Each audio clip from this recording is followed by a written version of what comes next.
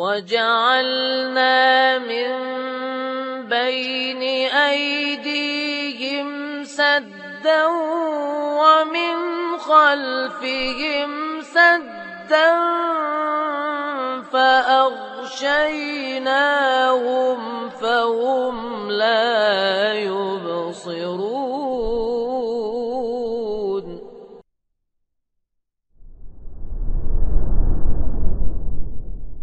السلام عليكم ورحمة الله وبركاته.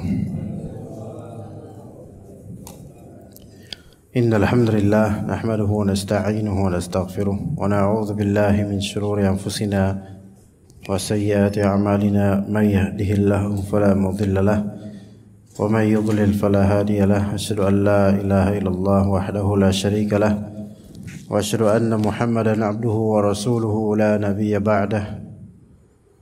أما بعد فإن أصدق الحديث كتاب الله وخير الهدي هدي محمد صلى الله عليه وسلم وشر الأمور محدثاتها وكل محدثة بدعة وكل بدعة ضلالة وكل ضلالة في النار. أما بعد, saya minta maaf sebelumnya atas ketidakhadiran pada bulan lalu, baik di pekan pertama karena ketika itu berangkat umrah, kemudian kita berjanji untuk dapat datang insyaallah di pekan keempat kalau nggak salah atau pekan keberapa. Qadarullah hari itu masih sakit dan masih batuk-batuk, tidak memungkinkan untuk datang kajian. Dan pada kali ini alhamdulillah Allah Ta'ala mudahkan saya pribadi dan juga jemaah untuk ikut serta dalam kajian ini. Ya, semoga bisa dimaklumi akan ketidakhadiran dan absennya saya pada bulan lalu 2 kali bahkan. Dan kita lanjutkan sisa dari pembahasan tafsir surat An-Nazi'at dimulai dari ayat 27 yang syukur-syukur kalau hari ini bisa selesai sampai ayat ke-46. Kita lebih dulu membacakan ayat-ayatnya sampai akhir. A'udzu billahi minasy syaithanir rajim. Bismillahirrahmanirrahim. أأنتم أشد خلقا أم السماء بناها رفع سمكها فسواها وأغطش ليلها وأخرج ضحاها والأرض بعد ذلك دحاها أخرج منها ماءها ومرعاها والجبال أرساها متاعا لكم ولأنعامكم فإذا جاءت الطامة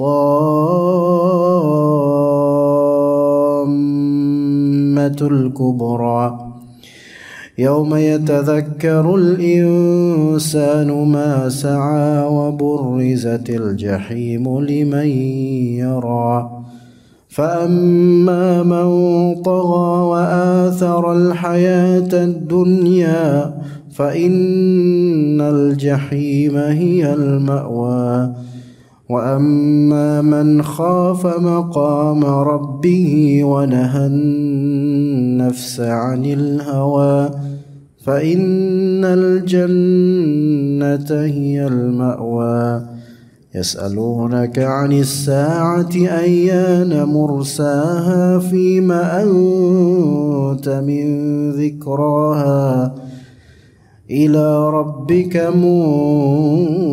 منتهاها إنما أنت منذر من يخشاها كأنهم يوم يرونها لم يلبثوا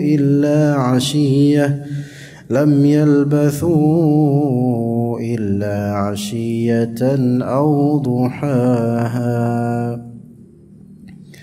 Allah Ta'ala berfirman, antum asyaddu khalqan amis sama banaha. Apakah kalian, ini setelah konteksnya setelah Allah Azza wa Jalla menceritakan kisah Nabi Musa alaihissalam dan Fir'aun dengan pembangkangan Fir'aun yang Allah Subhanahu wa taala kemudian hukum dan azab dia dan pasukannya hingga mereka wafat dalam keadaan kufur kepada Allah Azza wa Jalla. Maka setelah itu Allah taala mengisyaratkan dengan ajakan agar kita mengambil ibrah dari kisah-kisah kesombongan sebagian dari raja di dunia ini. Antum ashaddu khalqan amis sama banaha?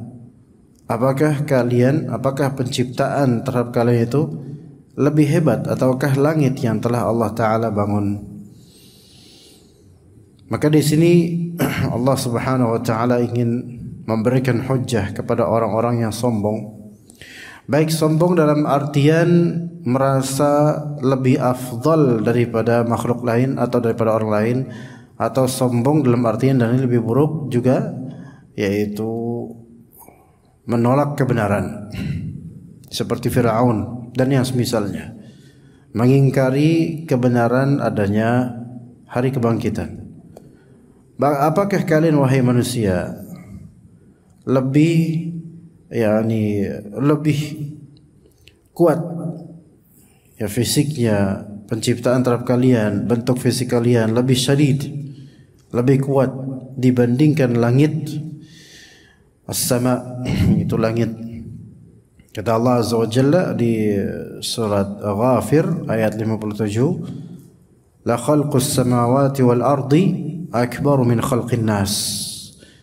Penciptaan langit-langit dan bumi itu lebih besar daripada penciptaan manusia. Artinya bentuk fisik langit-langit dan bumi jelas lebih besar daripada manusia, itu jelas.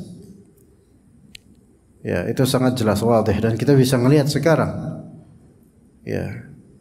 Maka juga di surat Yasin ayat 81 kata Allah Azza wa Jalla, awalaysa alladhi khalaqas samawati wal arda biqadirin ala an yakhluqa mithlahum bala wa huwal khallaqul alim. Bukankah dia yang menciptakan langit dan bumi itu sangat mampu untuk menciptakan yang semisal mereka, lebih mampu lagi menciptakan manusia dibandingkan langit dan bumi, lebih mudah. Dia adalah Maha Pencipta lagi Maha Mengetahui. Ini semua hujah atas mereka. Kalau misalnya kalian mengingkari kebangkitan kalian di hari kiamat, coba lihat langit dan bumi. Yang lebih besar daripada kalian itu Allah ciptakan, dan mudah bagi Allah, apalagi cuma untuk membangkitkan kalian. Amis sama ataupun langit, banaha yang telah Allah Subhanahu wa taala bangun dengan bina.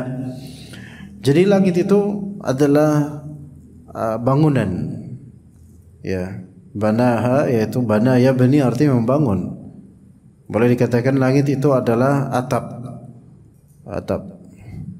Maka di sini langit jauh lebih besar dibandingkan kalian wahai manusia. Sehingga ketika kalian melihat ke langit langsunglah menunduk untuk merasakan bahwasanya enggak ada apa-apanya dari kalian dibandingkan apa yang di langit. Tapi kalau kita naik pesawat kemudian kita lihat sahab, yaitu awan, kok sepertinya soft. Padahal awan itu disifati syidad, yaitu keras. Ya. Tapi kenapa kok bisa soft? Awan ketika dia menipis memang lembut sekali, tetapi ketika dia bergumpal, dia menghasilkan turunnya hujan. Ini menunjukkan awan itu semakin menggumpal, semakin syadid, semakin berat. Ya. Semakin berat karena menampung hidrogen dan air. Dari itu baru bagian kecil dari langit, yang mana langit itu samawat, 7 lapis langit yang kita tahu di atasnya bagaimana. Ya. Maka kemudian rafa'a samkaha fasawwaha.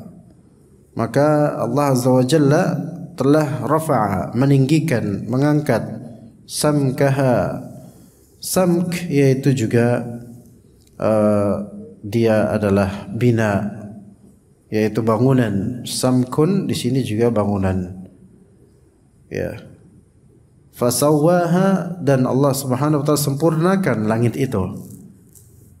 Ya, kata Ibnu Katsir rahimahullah, tafsiran terhadap rafa'a samkah fasawwaha, ja'alaha 'aliyatal bina'i. Allah taala jadikan langit itu bangunan yang sangat tinggi.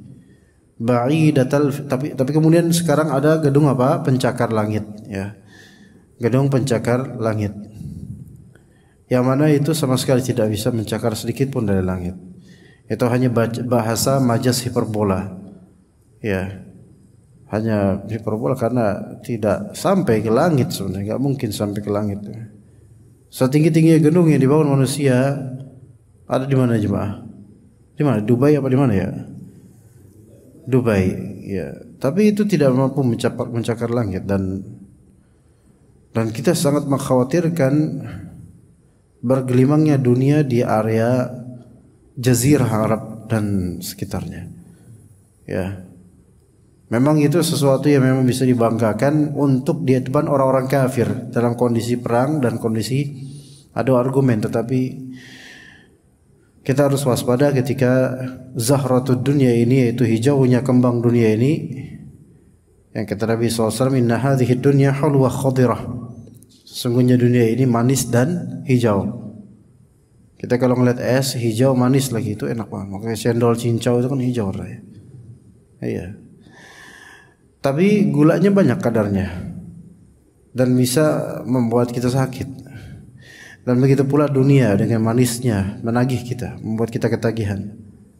Setinggi-tinggi apapun bangunan dunia enggak bakal bisa menyentuh langit. Karena awan saja itu, kalaupun kita katakan bagian dari langit, padahal sejatinya awan itu hanya antara bumi dengan langit. Jadi awan itu bukan masuk ke dalam langit, bukan masuk ke bagian bumi, tapi dia di antara langit dan bumi. Tapi sekarang ada nggak bangunan yang sampai ke awan? Wallahu alam, apakah bisa sampai ke awan atau tidak? Wallahu alam. Tetapi zahirnya umumnya tidak bisa, terlalu tinggi itu. Dan Allah Subhanahu wa taala meninggikan bangunan langit dan menyempurnakannya. Ja'alaha 'aliyatal bina. Enggak ada yang bisa menandingi kekuasaan Allah Azza wa Jalla. Ba'idatal fana atau ba'idatal fina. Mustawiyatal arja. Jadi memiliki ujung yang jauh dan sama gitu. Mau ke ujung barat antum enggak nyampe-nyampe, saking luasnya langit. Mau ke ujung timur antum enggak nyampe-nyampe, saking luasnya langit. Ya.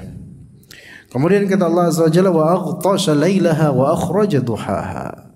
Dan Allah Subhanahu wa taala aghtasha lailaha, dan Allah Subhanahu wa taala menjadikan malamnya itu mughtash, yaitu muzlim, aswad, halik, yaitu gelap. Malam itu gelap, hitam yang bersifat halik. Hitam halik dalam bahasa Arab, halik itu menunjukkan apa? Stressing dan penguatan terhadap warna hitam. Kalau kita kan apa? Hitam pekat gitu. Ya, apa bahasanya kalau hitam pekat berarti hitam ireng banget gitu. Ya, itu menunjukkan apa namanya? Hiperbola terhadap sifat hiperbola terhadap warna tertentu. Maka halik itu aswad halik, yaitu hitam pekat, langit itu hitam sekali. Ya, tadi juga di surat Al-Isra dibaca oleh Imam, famahawna gimana? Ayatal laili wa ja'alna ayatan nahara mubsirah. Nah, hitam pekat itu dari Allah Azza wa Jalla. Kemudian wa akhraja duhaha, dan Allah Ta'ala kemudian mengeluarkan waktu duha. Dihapus oleh Allah Ta'ala waktu malam, berangsur sehingga menjadi waktu duha, menjadi waktu nahar, siang. Duha di sini ibarat atau pengungkapan tentang siang, yang mana nahar itu lebih umum daripada duha. Karena nahar itu mencakup dari tulu'us syams, munculnya matahari, sampai menjelang ghurubus syams, itu nahar. Adapun duha maka itu adalah duha itu dimulai dari waktu syuruk. syuruqus syams, bukan tulu'us syams, beda. Syuruqus syams itu udah masuk pertama waktu duha. Makanya salat syuruq itu disebut oleh sebagian ulama sebagai salat sunnah di awal waktu duha. Itu sampai kapan waktu duha? Sampai ketika matahari pas di atas kita. Bayangan pas di atas kita, sekitar 15 menit sebelum zuhur. Maka kalau misalnya waktu syuruq sekarang misal tulu syams, muncul di matahari. Sebentar saya lihat aja lah biar kita bisa langsung real life ya.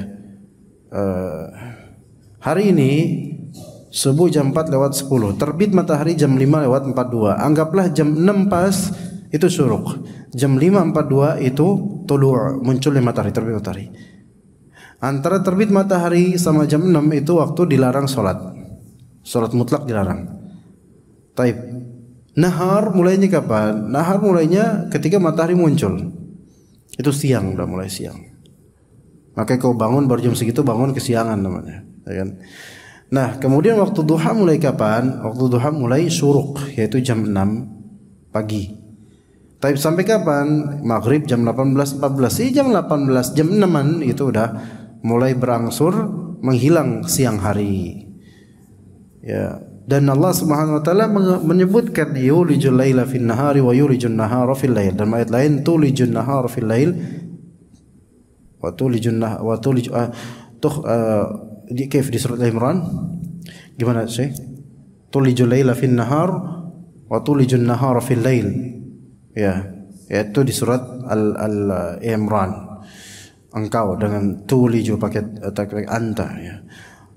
Ilaj itu adalah memasukkan secara berangsur, bukan memasukkan plek gitu, tapi memasukkan secara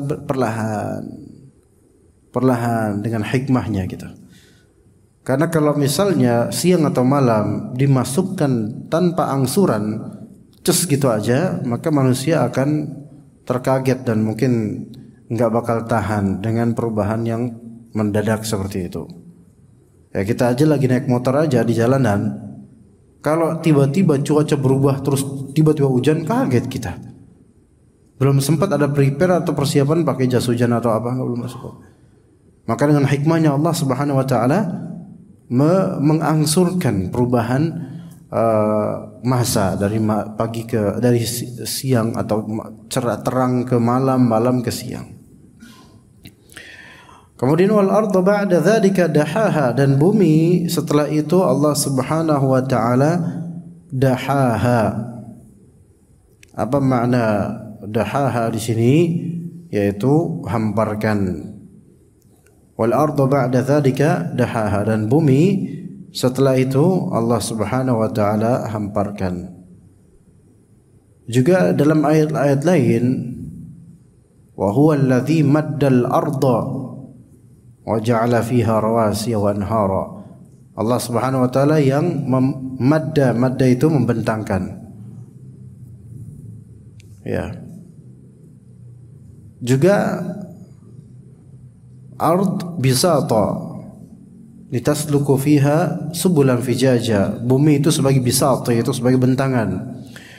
Semua di sini ini dalil-dalil yang dipakai oleh rekan-rekan flat earth atau yang beranggapan bumi itu datar. Yaitu silahkan kalau mau beranggapan seperti itu. Dan mereka memakai ayat-ayat ini untuk menunjukkan bahwasanya bumi itu datar. Dan umumnya ulama atau kebanyakan manusia mengatakan bahwasanya bumi itu bulat. Lalu bagaimana dengan ayat ini? Maka kita katakan ayat ini bukan maknanya Allah Ta'ala menghamparkan dengan menjadikan bumi itu semuanya datar begitu, bukan.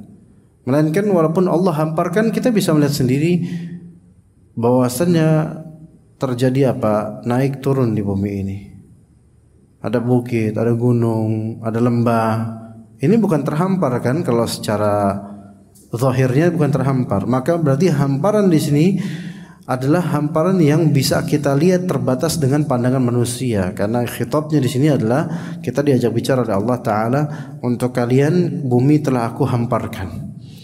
Maka hamparkan di sini bukan berarti yaitu buminya bentuknya flat. Allah alam, itu pendapat yang saya pegang. Adapun apakah bumi ini bisa terhampar di hari kiamat? Ya, di padang mahsyar. Ya, di padang mahsyar, karena dalil-dalil menunjukkan terhamparnya bumi di satu medan dan tidak ada tanjakan, tidak ada turunan. Ini baru yang disebut flat earth.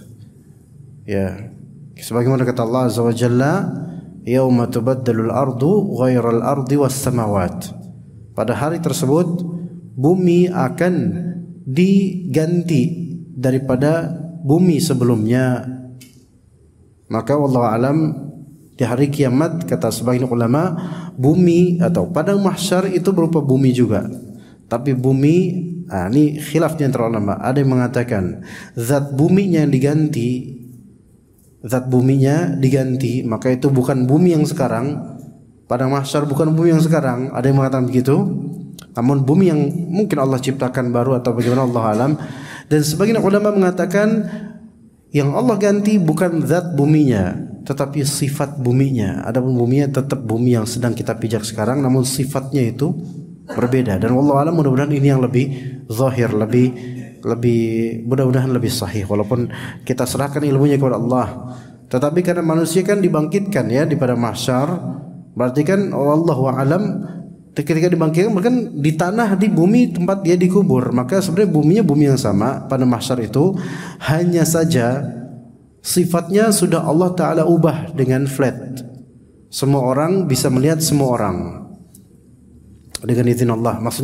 Maksudnya bukan berbentuk bulat yang seperti sebagian kita yakini sekarang. Dia pada mahsyar nanti, wallahu alam. Karena kata Allah, yauma tubaddalul ardu ghairal ardu was samawat. Diganti, ya, bumi diganti, wallahu alam sifatnya diganti, dan langit-langit pun diganti, wallahu alam sifatnya pun diganti. Karena sebenarnya di hari kiamat bumi dan langit semuanya hancur lebur, namun kemudian Allah bentuk dan sifatkan dengan sifat yang berbeda, tidak seperti sekarang. Apakah di pada mahsyar nanti ada matahari? Ada juga, tapi fungsi mataharinya itu bukan untuk sekarang, bukan untuk seperti sekarang. Ada sendiri, berarti matahari tetap ada, namun sifat mataharinya dibedakan. Bahkan sifat manusianya pun dibedakan, jemaah. Sekarang ada nggak di antara kita 2 hari aja, yaitu keringatnya berendam di keringat sampai telinga, berarti kan tinggal hidung. 2 hari aja, fadl. Mati nggak tuh orang? Mati.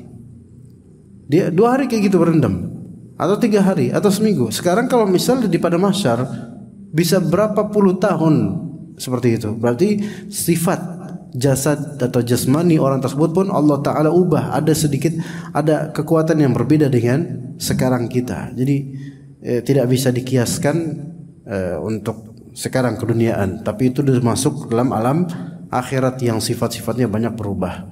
Ala kulli hal, ini Allah Ta'ala menyebutkan sifat bumi itu terbentang. Tapi terbentang di sini Allah alam, terbentang ditinjau dari apa? Dari pandangan mata manusia yang mana dia terbatas untuk melihatnya terbentang. Karena kemanapun kita pergi bumi itu kelihatan terbentang. Ya. Akhraja minha ma'aha wa mar'aha. Allah Subhanahu wa Ta'ala mengeluarkan minha, dari mana? Dari bumi. Ma'aha yaitu airnya. Ha di sini kembali ke bumi, ke bumi, ke bumi. Jadi disebutkan dhamir atau kata ganti di sini 3 kali. Akhraja minha, ha. Ma'aha, ha lagi. Wa mar'aha, ha lagi. Ya. Ini supaya kita tuh mengingat kenikmatan di bumi ini banyak sekali. Akhraja artinya Allah Ta'ala mengeluarkan. Minha bersumber darinya, yaitu dari bumi 2 hal. 1 yaitu air, 2 mar'a. Apa itu mar'a? Mar'a itu tumbuh-tumbuhan. Mar'a tumbuh-tumbuhan. Dan mar'a di sini yaitu sesuatu yang dimakan atau sesuatu yang biasa gembala-gembala itu berada padanya, yaitu daerah rumputan dan tumbuh-tumbuhan. Mar'a karena dari kata ra'iya artinya menggembala, ya, maka binatang-binatang itu banyak di situ, ya. Karena untuk makan itu tumbuhan, dan konteksnya pada zaman diturunkannya Al-Quran, ya, dan ini surat Makkiyah, banyak di Mekah itu lebih ke usaha apa? Peternakan. Kalau di Madinah ada peternakan, namun lebih dominan pertanian. Makanya sahabat-sahabat yang di Madinah banyak punya kebun, terutama kebun kurma. Kalau di Mekah lebih ke usaha apa? Peternakan. Ya. Nah, namanya peternakan juga membutuhkan apa? Tumbuh-tumbuhan supaya ternaknya makan. Ini ya, minuman, air, dan tumbuh-tumbuhan. Allah Ta'ala mengeluarkan dari bumi airnya. Air itu kenikmatan, bahkan disebutkan bahwasanya segalanya itu berasal dari air. Kayak segala makhluk hidup dari air juga kehidupannya. Air itu sesuatu yang nikmat sekali, makanya saya mau minum dulu. Ya, bismillah.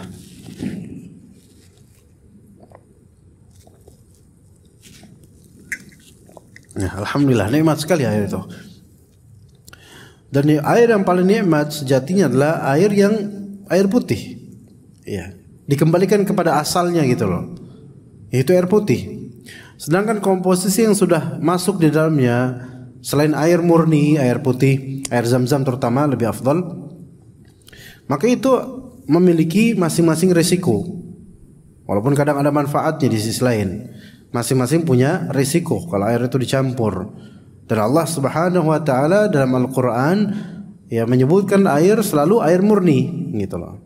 Air murni.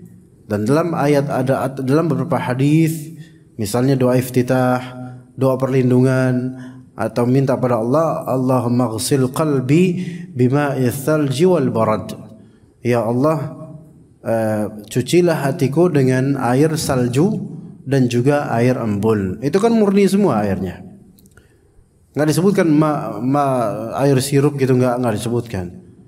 Malah kalau misalnya bagaimana qalbu disiram dengan air sirup ya. Tapi air yang murni ya. Karena kemurnian air ini menunjukkan kesehatannya. Kayak sebagian dokter atau sebagian orang ya menganjurkan kalau udah punya banyak penyakit jangan minum sembarangan, minum air putih aja gitu. Sebagian ustadz juga begitu ya, terutama ustadz tua. Dikasih sirup nggak mau. Jangan. Apalagi sirupnya bukan murni dari buah gitu loh, bukan dari buah gitu, bukan. Tapi sintetis misalnya. Oh nggak mau. Sebagian ustadz yang sudah berusia udah cukup air putih aja. Kenapa? Karena lebih afdal. Sebagaimana alhamdulillah disediakan di sini. Ya alhamdulillah. Jazakumullah khairan. Nah, dalam ayat-ayat lain Allah Ta'ala menyebutkan bukan akhraja untuk air, tapi anzala minas sama'i ma'a. Baru kali-kali anzala minas sama'i ma'a. Anzala minas sama'i ma'a. Allah turunkan dari langit, maksudnya langit sama di sini tafsirkan sahab, yaitu awan, air ya. Nah, kemudian air itu diserap oleh bumi dan jadilah air dari dalam bumi, dan manusia memanfaatkannya baik melalui sungai atau menggalinya, atau kalau sekarang pakai pompa atau misalnya. Siapakah yang mengeluarkan itu semua? Allah Azza wa Jalla. Maka misalnya kalau kita nalangin air dari langit untuk pengobatan lah, untuk apa misalnya, maka sungguh itu semua nikmat dari Allah Azza wa Jalla. Ya, nikmat dari Allah Azza wa Jalla. Kemudian ada pula yang beristinbat bahwasanya kalau misalnya kita itu belum punya anak, maka ikhtiarlah dengan mandi berdua dengan istri, langsung mandi hujan gitu. Ada yang berkata seperti itu, istinbat dari ayat-ayat bahwasanya air turun hujan ini berkah, dan memang benar berkah, air turun hujan itu berkah. Ya, kecuali yang sampai mendatangkan bencana ya, kalau itu mungkin musibah ya. Sehingga dengan itu dia bisa bertawasul dengan itu, maksudnya dengan menjadi wasilah perantara untuk bisa membuat dengan rahmat Allah Azza wa Jalla membuat hamil istrinya. Misalnya itu ada yang berpendapat seperti itu. Ya, walaupun apakah secara medis itu terbukti atau tidak, kalau terbukti pasti sudah banyak dianjurkan oleh para dokter sebenarnya. Tapi tidak bisa dijelaskan secara medis, itu hanya pengakuan klaim sebagian pihak saja yang mencocokkan Al-Quran dengan pemikiran mereka. Nah, kalau misalnya kita menampung air hujan yang murni dari air hujan, itu nikmat dari Allah. Kemudian kalau air itu datang dari tanah, kita serap, kita sedot misalnya dengan pompa, nah itu pun nikmat dari Allah dengan dalil akhraja minha ma'aha. Kemudian wa mar'aha, bukan hanya air melainkan tumbuhan yang bermanfaat untuk gembala-gembala kita, itu juga Allah yang menumbuhkannya. Wal jibala arsaha, dan jibal yaitu apa jibal? Gunung-gunung. Allah Ta'ala lakukan arsaha, yaitu Allah Ta'ala pancangkan, Allah tancapkan dengan teguh, ya. Jadi seperti itu gunung lah. Jadi arsaha itu qarraraha wa athbataha wa akkadaha fi amakiniha. Jadi gunung itu thabitah, jibal itu thabitah, yaitu teguh tetap di tempatnya. Dan ini menunjukkan bahwasanya wallahu alam gunung itu tidak bergerak. Gunung itu tidak bergerak. Tapi ada ayat apa sebentar. Ada ayat Al-Qur'an, kata Allah Azza wa Jalla, wa tasirul jibalu sayra. Wa tasirul jibalu sayra. Gunung-gunung berjalan dengan jalan. Nah, ada sebagian dari orang, kemudian nih surat Tur wa tasirul jibalu sayra, mengatakan bahwa gunung itu tidak jamid, dia berjalan, ya, dengan dalil diantaranya wa tasirul jibalu sayra, gunung-gunung berjalan dengan suatu perbuatan jalan, ya.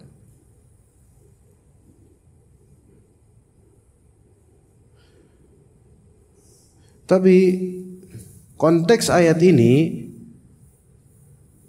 bukan konteks di kehidupan sehari-hari kita. Nah, ini konteksnya di hari kiamat. Di hari kiamat jelas memang gunung-gunung tidak diam. Dalam beberapa ayat disebutkan, baik matahari, gunung-gunung hancur semua, berjalan. Gunung kalau jalan, ya hancurlah bumi ini. Ya, gimana pasaknya ketika jalan? Putus gitu loh pasaknya. Ya, dan gunung itu besar. Kalau udah jalan, ya udah. Jangankan jalan, meletus kecil aja itu sudah memberikan efek yang sangat buruk kepada sekitarnya. Bagaimana dengan kalau gunung itu berauran kemana-mana? Itu disebut jalan. Gunung itu berjalan. Yauma tasirul jibalu sayra. Sedangkan pada kondisi normal, Allah menyebutkan sih kondisi normal. Wal jibala arsaha, dan gunung-gunung kami pancangkan di tempatnya, kokoh di tempatnya. Ini nikmat dari Allah Azza wa Jalla. Jadi Allah yang menciptakan gunung dan menjadikan gunung itu sebagai pasak bumi, ya, disebutkan sebagai pasak bumi. Dia sebagai yang membalance bumi ini supaya tidak goncang dan tidak goyang. Ini nikmat semua dari Allah Azza wa Jalla. Kemudian mata'al lakum wa li'an'amikum. Ini semua sebagai mata'. Ya, mata' itu apa? Kenikmatan. Kenikmatan lakum, untuk kalian. Wa li'an'amikum, dan untuk hewan ternak kalian. Iya. Berawal dari langit Allah tinggikan, malam dan siang Allah silih gantikan, bumi Allah bentangkan, air dan tumbuh-tumbuhan Allah keluarkan, kemudian gunung Allah pancangkan. Itu semua sebenarnya kenikmatan dari Allah. Dan Allah Subhanahu wa Ta'ala memperuntukkan kenikmatan tersebut untuk kalian wahai manusia dan untuk hewan ternak kalian. Ini persis juga serupa dengan apa yang ada di surat apa? Surat Abasa. Yang mana di surat Abasa di pertengahan menuju akhir Allah Subhanahu wa Ta'ala menyebutkan kenikmatan demi kenikmatan. Allah sebutkan itu. Ya, min ayyi syai'in khalaqah, min nutfatin khalaqahu faqaddara thumma as-sabila yassara thumma matahu faqbara thumma idza syaa'a anshara kalla lamma yaqdi ma amara falyanzur al-insanu ila ta'amih. Coba manusia melihat ke makanannya. Anna sababna al-ma'a sabba, tentang air. Thumma syaqaqna al-arda syaqqa fa anbatna fiha habba wa 'inaba wa qadba wa zaytuna wa nakhla. wa hadaiqa ghulba wa fakihatan wa abba. Disebutkan kenikmatan-kenikmatan di bumi ini. Kemudian kata Allah, mata'allakum wa li'an'amikum. Ya, mata'allakum wa li'an'amikum, sebagai kenikmatan buat kalian dan hewan ternak kalian, disebutkan sama Allah Azza wa Jalla. Namun perbedaannya kalau surat An-Nazi'at, fa idza ja'atit tammatul kubra, begitu. Kalau surat Abasa, fa idza ja'atis sakhah. Ini jangan ketukar. Kalau imam ketukar repot ini. An-Nazi'at ketukar ke Abasa. Pas baca Abasa ketukar ke An-Nazi'at. Mungkin itu memang agak susah bagi sebagian orang. Lebih parah lagi kalau Atin ketukar ke Al-Asr. Al-Asr ketukar Atin. Nah ini ya lebih parah. Taib, fa idza ja'atit tammatul kubra. At-tammah, ya, tammah itu bencana. Ya, misalnya kalau mengatakan hadhihi at-tammah, ini adalah bencana, itu artinya. Kayak orang kalau namanya Tommy itu sebenarnya nggak tahu kenapa dinamain Tommy ya. Mohon maaf Pak Tommy kalau ada sini. Pak Tommy misalnya. Ya, pakai M. Muslim, Tommy ya. Kalau di bahasa Arab kan Tommy itu artinya bersifat bencana, bencanawan gitu loh. Bersifat bencana gitu loh. Jadi namanya aja udah bencana gitu. Kebencanaan gitu. Bersifat bencana. Bencanawan, orang yang punya bencana gitu loh, Tommy ya. Iya. Tommy J Pisa ya, bapak-bapak tahu ya Tommy J Pisa ya. Tommy ya. Itu bukan nama Arab, bukan nama Indonesia ya sebenarnya. Itu nama dari barat. Ya kalau misalnya niatannya Tommy dari barat ya enggak itu artinya, Pak. Anda sendiri ya. Mungkin ikutin Tom and Jerry mungkin atau gimana enggak tahu. Tommy, al-muhim di sini bukan artinya Tommy, wah Bapak ganti nama Pak. Kenapa? Itu artinya memiliki bencana ya enggak. Pasti ibunya enggak bermaksud begitu. Tapi Tammah itu bencana. Tommy yaitu yang bersifat apa? Bersifat memiliki bencana. Fa idza ja'atit tammatul kubra, ketika datang tammah yaitu bencana terbesar. Kubra itu terbesar. Dengan wazan fu'la, dhammah, sukun, fathah. Kemudian alif tapi dengan huruf seperti ya. Itu dia adalah bentuk superlatif kalau dalam bahasa Inggrisnya. Biasa pakai est ya kalau dalam bahasa Inggrisnya atau most. Ya, kubra, sughra, husna, kemudian apalagi ulya, itu semua menunjukkan superlatif. Jadi bencana ini adalah bencana yang paling besar. Bencana yang paling besar. Ketika terjadi, maksudnya bencana yang besar ini yaumul qiyamah. Yang mana pada hari itu yauma yatadzakkarul insanu ma sa'a. Pada hari itu orang-orang akan mengingat, yatadzakkar, tadzakkara yatadzakkaru artinya mengingat. Dia baru ingat bahwa apa ma sa'a, apa yang telah dia lakukan. Kata Ibnu Katsir, ay hina idzin yatadzakkaru ibnu Adam jami'a amalihi khairihi wa syarrihi. Pada ketika itu pada kali itu anak Adam itu akan ingat seluruh amalan dia, baik maupun buruknya. Pada hari kiamat nanti semua akan ingat amalan-amalannya. Baik, kita lanjutkan setelah azan insyaallah. Dipersilahkan Bapak untuk azan. Fadhil.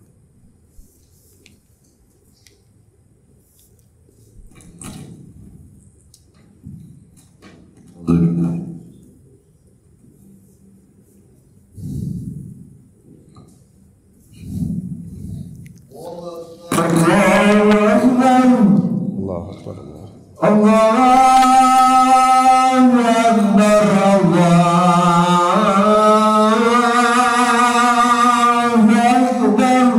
Allahu Akbar. Asyhadu an la ilaha illallah. Asyhadu an la ilaha illallah.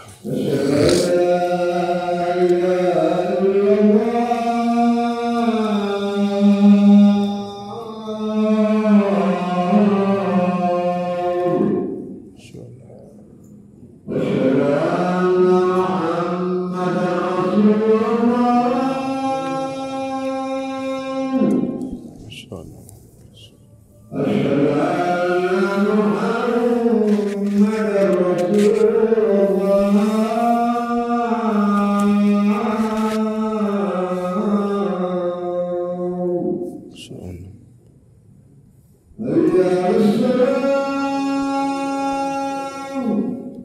haula wala quwwata illa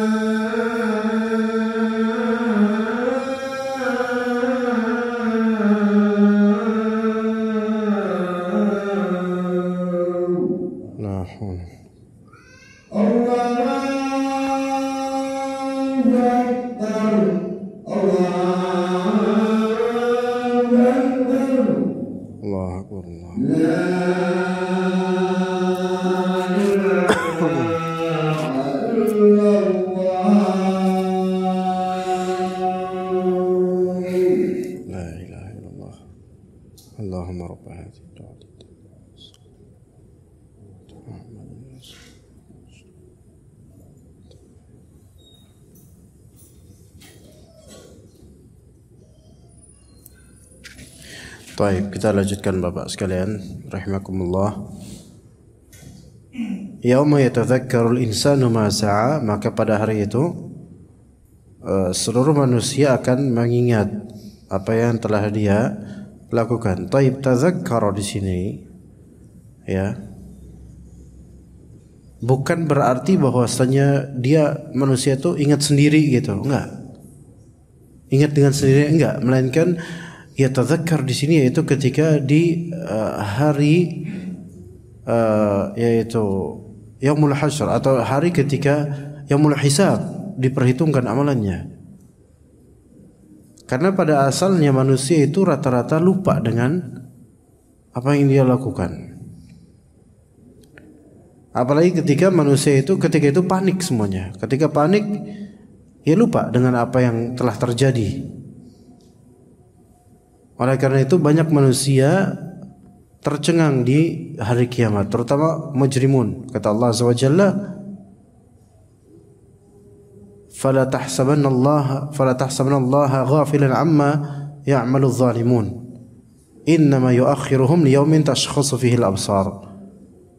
Jadi jangan kau mengira bahwasanya manusia Allah Ta'ala itu lalai dari apa yang diperbuat oleh orang zalim. Allah Ta'ala menangguhkan hukuman buat mereka di hari ketika mata-mata itu terbelalak mereka semua. Karena melihat apa? Melihat amal mereka. Yang kata Allah Azza wa Jalla di ayat lain, di surat lain, ahsahullahu wa nasuh. Allah Ta'ala menghimpun seluruh amal mereka wa nasuh, dan mereka melupakan amal mereka. Ini menunjukkan bahwasanya pada asalnya manusia itu lupa dengan amalannya, terutama amal buruk mereka. Namun ketika dihamparkan catatan amal ya dan dibacakan atau diperdengarkan atau disebutkan keburukan-keburukannya, baru di situ manusia yauma yatadzakkarul insanu ma sa'a. Ya. Dan di ayat lain yauma idzi yatadzakkarul insanu wa anna lahu dzikra. Pada hari itu manusia akan teringat dengan amalannya dan apa manfaatnya? Ingat doang. Kalau itu amal buruk. Wa burrizatil jahimu liman yara, dan udhirat lin nazirin fara'aha an-nasu 'ayana. Yaitu pada hari itu seluruh manusia ini akan ditampakkan untuk mereka apa? Neraka, al-jahim. Semua manusia. Tidaklah di antara kalian melainkan pasti akan wariduha, yaitu akan melampaui neraka. Semua dari kita akan muslim dengan masing-masing nasibnya akan melihat. Sesoleh apapun akan melewati, karena semua dari manusia muslim akan digiring ke sirat namanya. Dan munafik juga ke sirat. Orang munafik yang beragama muslim juga ke sirat. Ya, semua yang lewat sirat itu, lewat seberapa lewatnya, seberapa cepatnya, itu tergantung dengan amalan di dunianya. Ya, tergantung dengan amalan di dunianya. Dan semua dari mereka, sirat itu adalah suatu jembatan kecil, tipis dan tajam yang ada di atas jahanam. Jadi semuanya akan melihat jahanam, semuanya. Ya. Dan itu melihatnya itu iyanan, yaitu dengan mata kepala sendiri, bukan dengan kiasan atau majaz atau deskripsi, tapi mata langsung melihat. Wa burrizatil jahimu liman yara, bagi orang yang melihat, dan memang akan diperlihatkan semuanya, akan lewat, kecuali yang kalau lewatnya terlalu cepat, sangat cepat, seperti kilat gitu, maka mungkin tidak Allah perlihatkan karena amal solehnya dan karena taubatnya mungkin. Tapi umumnya akan melihat, ya. Kemudian kata Allah, fa amma man tagha. Adapun orang yang berbuat taghut, berbuat tughyan, yaitu tamarrada wa ata, yaitu melampaui batas, wa athara al-hayatad dunya, dan orang yang lebih mementingkan kehidupan dunia daripada perkara agama dan akhiratnya. Dikatakan oleh Ibnu Katsir di sini, ay qaddamaha ala amri dinihi wa ukhrah. Orang yang lebih mengedepankan urusan dunia dibandingkan urusan agama dan akhiratnya. Ini nih, melampaui batas dan lebih pro kepada kehidupan dunia dibandingkan akhirat dan agama. Fa innal jahima hiyal ma'wa. Sesungguhnya jahim, yaitu neraka, itu adalah tempat kembali dia. Kata Ibnu Katsir, wa inna mat'amahu minaz zaqqum wa mashrabahu minal hamim. Makanannya dari buah zakum yang disebutkan ta'amul athim, ya. Itu makan bagi para pendosa, naudzubillah min dzalik, yang membuatnya kesedap. Dan orang ini saking laparnya rakus pengen makan zakum, dan ketika dimakan tersedak di kerongkongan, dan itu sangat menyakitkan, dan bahkan dikatakan bahwasanya itu akan juga ketika masuk ke dalam perut itu kalmuhli yaghli fil butun, ada di surat Ad-Dukhan. Jadi menggelegak di dalam yaitu di dalam perut. Nauzubillah min dzalik. Dan minumannya dari apa? Dari rebusan nanah dan darah dan kotoran penghuni neraka. Jadi hamim ini ada sisi kepanasan, ya, panas sekali. Nauzubillah min dzalik. Itu yang apa? Yang mengutamakan kehidupan dunia dibandingkan akhirat dan keagamaannya. Bahkan yang menjual agamanya demi apa? Demi dunia, itu sekarang banyak. Nauzubillah min dzalik. Kemudian wa amma man khafa maqama rabbih wa nahan nafsa 'anil hawa. Adapun orang yang khafa maqama rabbih, yaitu dia takut, dari sekarang merasa takut kalau suatu saat itu berdiri di hadapan Rabbnya. Maqam di sini yaitu kata Ibnu Qayyim al-qiyam baina yadayillah, yaitu berdiri di hadapan Allah Subhanahu wa taala. Jadi dia takut gimana nantinya ketika dia bertemu dengan Allah Azza wa Jalla. Itu takut dari sekarang, dari kehidupan dunia. Kalau takutnya mulai nanti di hari kiamat, nggak bermanfaat. Tapi takut yang sekarang ini yang bermanfaat untuk hari kiamat. Karena apa? Karena semua orang di hari kiamat akan takut gitu loh. Apa bedanya? Sama, semua orang akan takut. Semua orang akan beriman kok di hari kiamat itu. Tapi apalah arti iman mereka ketika mereka dulu di dunia mati dalam kekufuran? Gak ada artinya iman mereka. Semua akan beriman dan semua akan mendambakan dulu waktu di dunia beriman kepada Allah. Kata Allah Azza wa Jalla, "Rubama yawaddul ladzina kafaru law kanu muslimin." Orang-orang kafir ketika di akhirat itu mereka berandai-andai sekiranya dulu mereka adalah muslim. Jadi kalau sekarang ada di antara kita itu kagum dengan orang-orang kafir, dengan kekayaan mereka, kok kebalik gitu loh. Di akhirat mereka itu malah justru ingin waktu di dunia sama kayak kita sholat bareng gitu loh. Udah gitu yang kagum dengan orang kafir sekagum-kagumnya itu rata-rata nggak sholat bareng, mereka lebih ke keduniaan. Ya begitu Mas, jangan dibalik. Kita tuh nggak usah terkagum-kagum dengan kemewahan yang Allah berikan. kepada mereka. Ya. Adapun orang yang khawatir bagaimana nanti dengan bertemu dengan Rabbnya dan menahan dirinya dari hawa nafsu, fa innal jannata hiyal ma'wa. Sesungguhnya surga itu adalah tempat kembali dia. Itu bagi yang apa? Ada kekhawatiran sekarang gitu loh. Maka tanyalah diri kita masing-masing, sekarang ini kita punya kekhawatiran enggak di hadapan Allah nanti? Coba ingat-ingat dosa kita. Ingat-ingat apa yang telah kita ambil dari hak orang. Sudah dikembalikan belum? Hutang sudah dibayar belum? Kezaliman sudah diminta maaf belum? Dosa-dosa pada Allah sudah kita taubati belum? Adakah kekhawatiran tentang itu? Itu yang akan kekhawatiran dan taubat itu yang akan bermanfaat untuk akhirat kita. Kemudian kata Allah Azza wa Jalla, yas'alunaka 'anis sa'ah. Mereka bertanya tentang hari kiamat. Ya, orang-orang kafir atau orang-orang. Yas'alunaka 'anis sa'ati ayyana mursaha. Kira-kira kapan hari kiamat? Ada orang-orang kafir bertanya kapan, ada orang kafir bertanya kepada Rasulullah SAW kapan kiamat. Tapi pertanyaan mereka itu pertanyaan apa? Nantang, bukan pertanyaan untuk menghasilkan amalan, bukan.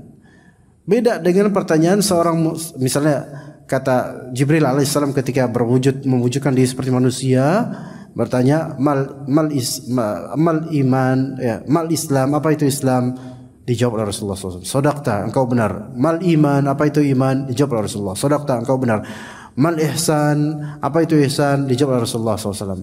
Kemudian ditanya oleh malaikat tersebut, matas sa'ah, kapankah hari kiamat itu? Apa jawaban Rasulullah SAW? Mal mas'ulu anha bi'a'lama minas sa'il. Yang ditanya enggak lebih tahu daripada yang bertanya.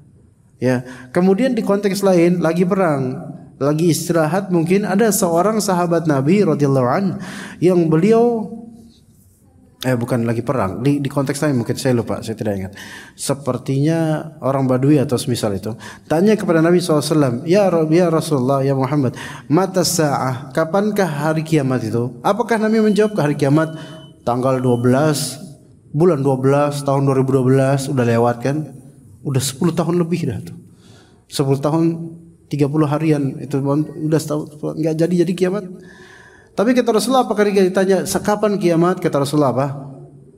Wa madza a'dadta laha? Apa yang telah engkau persiapkan untuk hari kiamat? Itu pertanyaan Nabi SAW. Bukan kepentingan engkau mengetahui persisnya kapan. Kepentinganmu adalah apa yang telah engkau persiapkan untuk hari kiamat itu. Jadi mereka bertanya tentang hari kiamat. Orang kafir bertanya dengan maksud ngejek. Orang muslim bertanya yaitu karena khawatir, kapan ini? Fima anta min dzikraha. Kata Allah Subhanahu wa taala, ya mungkin sedikit lagi insyaallah. Kata Allah Subhanahu wa taala, yaitu untuk apa engkau perlu menyebutkannya? Menyebutkan waktunya? Enggak usah dikasih tahu. Dan memang Rasulullah enggak tahu. Jangankan Rasulullah, panitianya hari kiamat yaitu malaikat yang meniup sangkakala saja sampai detik ini enggak tahu kapan terjadi kiamat. Apalagi yang tidak ada urusan dengan terjadinya hari kiamat.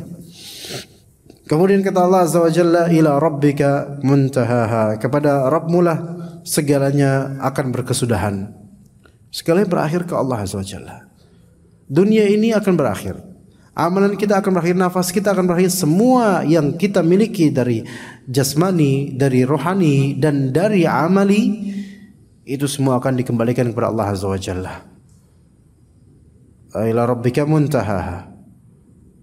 Kemudian kata Allah Azza wa Jalla, innama anta munzir man yakhsha. Sesungguhnya engkau adalah pemberi peringatan bagi orang yang takut akan Allah Azza wa Jalla, takut akan ancaman Allah Azza wa Jalla, takut akan azab hari akhir. Kemudian kata Allah Azza wa Jalla di ayat terakhir, ka'annahum yawma yarawnaha lam yalbathu illa 'ashiyatan aw duhaha. Pada hari ketika mereka melihat hari kiamat itu, karena suasana yang dahsyat dan hebat, mereka merasa seakan-akan hanya sebentar saja tinggal di dunia ini, seolah-olah pada waktu sore atau pagi hari. Jadi semua orang di hari kiamat nanti akan merasa kehidupan dunia ini sebentar banget gitu loh. Saking apa? Saking lamanya proses hari kiamat bagi orang kafir terutama. Dan saking dahsyatnya hari itu, jadi kelupaan dengan apa yang telah terjadi di dunia dulu waktu dia hidup. Mungkin hidup sampai 80 tahun, tapi kerasanya kayak baru kemarin sore atau baru tadi pagi gitu loh, selesai gitu loh. Sesuatu yang ketika kita itu menghadapi peristiwa besar, hal-hal yang telah lampau itu terasa sebentar gitu loh. Makanya ibaratnya begini, kalau kita misalnya sedang lagi menghadapi musibah yang luar biasa, musibah duniawi itu sementara. Nanti ketika selesai musibah itu, sembuh atau hilang musibah itu, back to normal life lagi, itu musibah itu nggak kerasa Pak, nggak kerasa Pak. Tanyakan pada kita sendiri, siapa di antara kita yang pernah dirawat di rumah sakit berminggu-minggu? Kalau ada, mohon maaf kalau misalnya punya penyakit ya misalnya, atau berhari-hari, itu hard times, waktu-waktu yang sulit Pak. Ya mungkin ketika itu Anda akan merasa kayaknya mati bentar lagi nih. Taib itu berapa tahun lalu? Sekarang kerasa nggak penyakit itu? Mungkin ada sedikit efeknya, tapi kerasa nggak? Udah hilang semua itu. Begitulah ujian-ujian di dunia. Ketika kita di akhirat, kita bersabar di dunia dengan ujian-ujian itu. Di akhirat itu semua nggak kerasa. Yang kerasa justru ganjaran dari Allah Azza wa Jalla. Dan sebaliknya, kenikmatan-kenikmatan di dunia ini yang senikmat apapun dan sedahsyat apapun dan selama apapun nikmat itu di dunia ini, di akhirat udah nggak kerasa lagi nikmat itu. Yang ada tinggal apa? Tinggal pertanyaan dan hisab terhadap semua nikmat itu. Iya. Karena kata Allah Azza wa Jalla, "Tsumma tus'aluna yawma idzin 'anil na'im." Kalian pasti akan ditanya pada hari nanti tentang seluruh kenikmatan itu. Jadi nikmatnya kita di dunia ini akan diminta pertanggungjawaban. Ujian kita di dunia ini akan diberi ganjaran. Tapi bukan berarti kita minta sama Allah ujian atau musibah, bukan. Kita terus minta sama Allah yang terbaik buat kita dari kenikmatan dan kesabaran menghadapi ujian. Maka siapapun yang sekarang Allah berikan kenikmatan, maka sungguh sebenarnya itu ujian. Karena apakah kita bisa mensyukurinya atau tidak, atau kufur nikmat. Dan adapun ujian berupa musibah, penyakit dan seterusnya, itu bisa menjadi suatu kenikmatan dan menjadi peringan musibah ketika kita yakin bahwa ini semua takdir Allah dan ini semua dimaksudkan oleh Allah Azza wa Jalla dengan husnudzon kita untuk meningkatkan derajat kita dengan kesabaran dan menambah pahala kita dengannya. Ya seperti itu jemaah sekalian, saya pikir cukup sampai sini insyaallah karena sudah waktu qomat ya dari tadi. Jadi semoga apa yang telah kita tuturkan bermanfaat untuk diri saya pribadi terutama dan juga untuk jemaah semua. Terima kasih jemaah sekalian atas pemaklumannya dan juga kehadirannya dan husnudzonnya kepada saya. Barakallahu fikum jami'an wa sallallahu ala nabiyyina Muhammad wa ala alihi wa sahbihi ajma'in. Subhanakallahumma bihamdika asyhadu an la ilaha illa anta astaghfiruka wa atubu ilaik. Wassalamu alaikum warahmatullahi wabarakatuh.